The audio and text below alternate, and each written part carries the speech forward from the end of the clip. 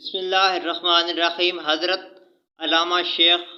احمد رحمۃ اللہ علیہ زندہ شیر پر سوار ہو کر اولیاء اکرام کے پاس جایا کرتے تھے، اور جس ولی اللہ کے پاس ٹھہرتے وہ آپ کے شیر کے کھانے کے لیے ایک گائے پیش کرتے تھے۔ ایک دن آپ بغداد شریف آئے اور حضرت غوث اعظم کی خانقاہ میں اترے۔ لوگوں نے کہا کہ ان بزرگوں کی عادت ہے کہ یہ جس کے پاس بھی ٹھہرتے ہیں اسے اپنی سواری شیر کے لیے ایک گائے مانگتے ہیں، آپ کا کیا حکم ہے؟ حضرت غوث نے اپنے خدام سے فرمایا کہ شیخ صاحب کو استبل میں جو گائے ہیں ان میں سے ایک گائے دے دو۔ جب خدام گائے لے کر استبل سے نکلا تو اس استبل کے دروازے پر ایک کتے کا چھوٹا سا بچہ تھا، وہ بھی گائے کے پیچھے چل پڑا۔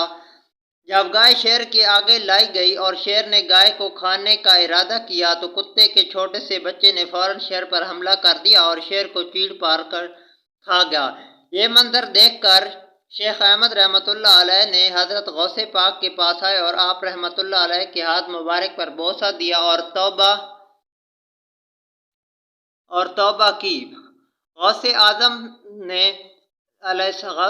رحمۃ اللہ علیہ کا قدم تمام ولیوں کی گردن پر ہے۔ حضرت غوث اعظم سرکار کو تمام اولیاء نظام کے درمیان ایسے فضیلت حاصل ہے جیسے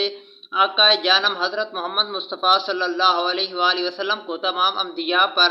جس طرح غوث اعظم نے حق باؤ سرکار رحمۃ اللہ علیہ کو اسم اللہ ذات پاک اور فکر محمد صلی اللہ علیہ وآلہ وسلم کے خزانے سے مالا مال کیا ہے، اسی طرح غوث اعظم سرکار نے میرے مرشد پاک محبوب شاہ جیلانی حضرت شاہ رفیق رحمۃ اللہ علیہ کو بھی اسم اللہ ذات پاک اور فکر محمدی صلی اللہ علیہ وآلہ وسلم کے خزانے سے مالا مال کیا، اور پیران پیر کا فیض بڑا باکمال ہے۔ قادری تحریک معرفت الہی اور مجلس نبی صلی اللہ علیہ وآلہ وسلم سے مشرف ہونے کا سلسلہ قیامت تک سینہ بہ سینہ، نظر بہ نظر، توجہ بہ توجہ، ذکر بہ ذکر، معرفت بہ معرفت، یہ فیضان ہمارے مرشد پاک غوث اعظم شاہ رفیق پیا رحمۃ اللہ علیہ کی ذات پاک سے جاری رہے گا اور جیسا کہ دریا بہتا ہے۔